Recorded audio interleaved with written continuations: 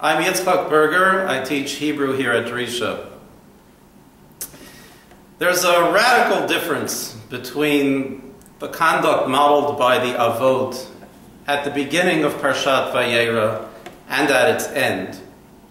In the first scene, we encounter Abraham setting the standard for the role of Bnei Yisrael in the world and indeed of all humans in the world. Just as Rivka does later in the book.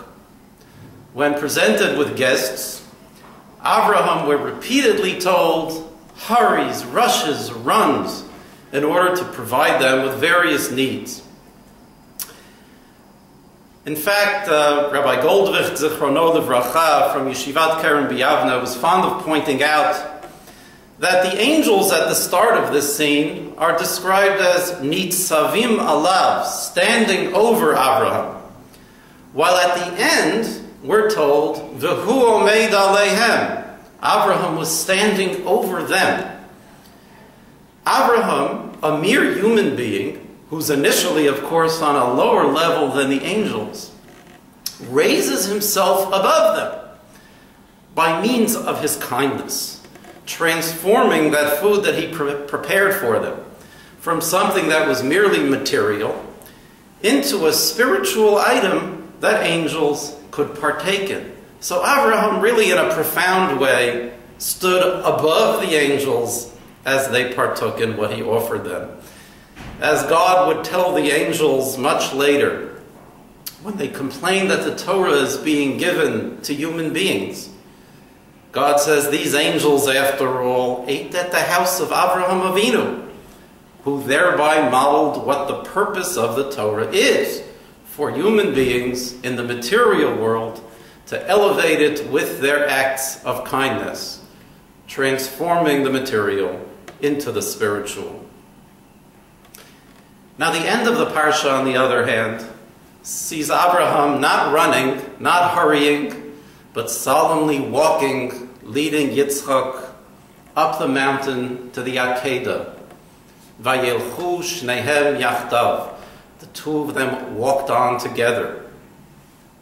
And after a concerned Yitzchak asks where the animal is for the sacrifice, and he gets a hardly reassuring answer, the Torah repeats the exact same phrase, Vayelchu shnehem yachdav. Yitzchak, who now has reason to be even more concerned, continues with the exact same dedication that he had earlier to follow Abraham's lead in doing God's bidding, even if this involves sacrificing himself.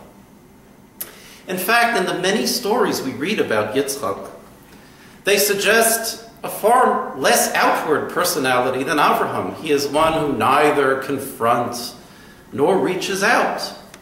His personality is really something very different.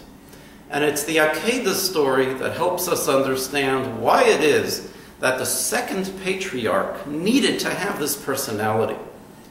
As the second in a tradition, after all, is also a first. Think Yehoshua, Moshe's disciple, his most dedicated disciple.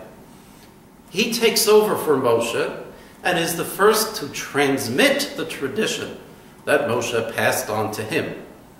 Here too, it was necessary for a personality like Yitzhak to be the first to transmit the tradition, the teachings of Abraham.